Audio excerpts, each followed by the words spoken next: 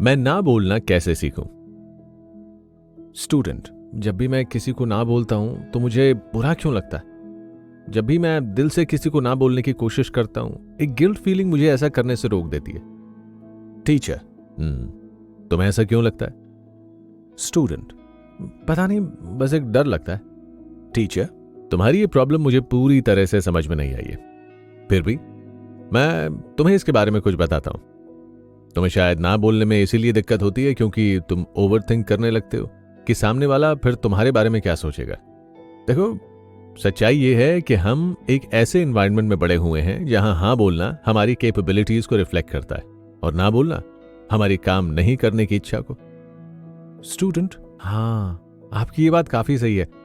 मुझे भी ऐसा लगता है कि ना बोलने से मैं सेल्फिश लगूंगा, सामने वाले को शायद ऐसा लगे कि मैं उसकी इज्जत नहीं कर रहा हूं। टीचर, देखो, वापस वही बात आ गई, जैसा तुम सोचोगे वैसा ही लोग तुम्हारे बारे में सोचेंगे। स्टूडेंट,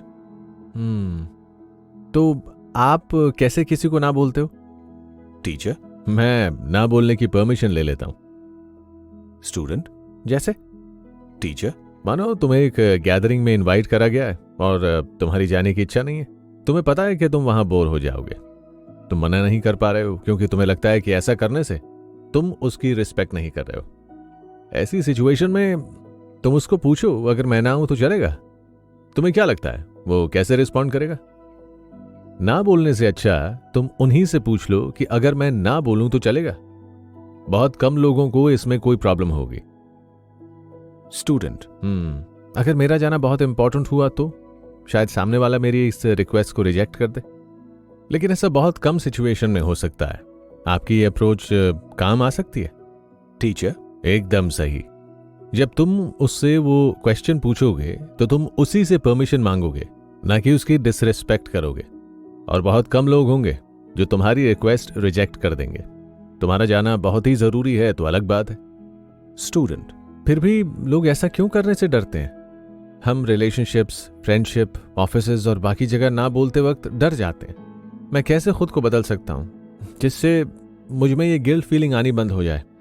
टीचर, देखो, इस चीज के दो पार्ट हैं। पहला, स्टैंडिंग अप फॉर योरसेल्फ, और दूसरा, दुखी होना या खुद को गलत मानना। हम पहले पार्ट से स्टार्ट करते हैं। चलो बताओ, अगर तुम्हारे लिए कोई चीज बहुत इंपॉर्टेंट है तो तुम उसे उतनी इंपॉर्टेंस क्यों नहीं दे सकते जितनी वो डिजर्व करती है? तुमने पहले से ही ऐसा क्यों सोच रखा है कि तुम अपनी बात नहीं कह पाओगे? वो जो चाहता है, क्या वो तुम चाहते हो उससे भी इंपॉर्टेंट है? स्टूडेंट, पता नहीं, बस मुझे खुद के लिए स्टैंड लेना और लड़ना अजीब लगता है।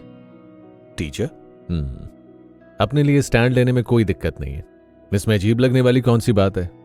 तुम्हें खुद से प्यार करना सीखना होगा। मैं तो चाहता हूं कि लोग अपने बाथरूम मिरर पर एक साइन बोर्ड की तरह ये लिख दें कि खुद से प्यार करने में और अपने लिए स्टैंड लेने में कोई प्रॉब्लम नहीं है। इससे जब भी वो सुबह उठेंगे उसे देखेंगे और उन्हें याद रहेगा। स्टूडेंट, क्या ये सेल्फिश होना नहीं है? टीचर, तुम खुद को इंपॉर्टेंस ना देकर सामने वाले को इंपॉर्टेंस दो, क्या ये सही है? स्टूडेंट, आपकी ये बात काफी सही है, लेकिन अभी भी मैं इसके बारे में सोच रहा हूं तो मुझे वही डर फील हो रहा है। टीचर, इसमें तुम्हारी गलती नहीं है। मैंने कहा था ना कि हम शुरुआत से ही ऐसे एनवायरनमेंट में बड़े हुए हैं जहां हमें यही सिखाया गया है। तुम्हें पता है, अधिकतर लोगों को यह पता ही नहीं होता है कि तुम्हारी क्या सिचुएशन है कि तुम उन्हें ना कह रहे हो, और अगर उन्हें प्रॉब्लम पता भी हो तो वो उसे तुम्हारी तरह फील नहीं कर पाते। अगर तुम चाहते हो कि वो तुम्हारी बात समझें तो तुम्हें उनसे इस बारे में बात करनी पड़ेगी। यही एक तरीका है जिससे वो तुम्हारी सिचुएशन समझ पाएंगे। स्टूडेंट, तुम मुझे उनसे बात करके उन्हें बताना चाहिए कि मैं क्यों ना बोल रहा हूं। Teacher, exactly. तुम उन्हें अपनी सिचुएशन समझाओगे तभी वो समझेंगे। स्टूडेंट, क्या इसका मतलब अगर वो मुझे पार्टी में इनवाइट कर रहे हैं तो क्या मैं बिना उनकी डिसरिस्पेक्ट करे ना कह सकता हूं? टीचर, तुम उनके साथ क्यों नहीं जाना चाहते? स्टूडेंट, क्योंकि मैं थका हुआ था और अगर मैं जाऊंगा तो उनके साथ मैं अच्छे से एंजॉय नहीं कर पाऊंगा और उन्हें भी बोर कर दूंगा।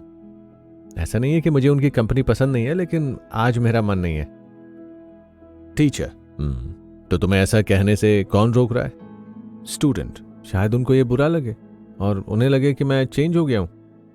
टीचर, अगर तुम बिना कुछ रीजन ना कह दो तो उन्हें बुरा लगेगा, लेकिन अगर तुम अपनी फीलिंग उनके साथ शेयर करोगे तो उन्हें समझाओगे तो वो समझ जाएंगे।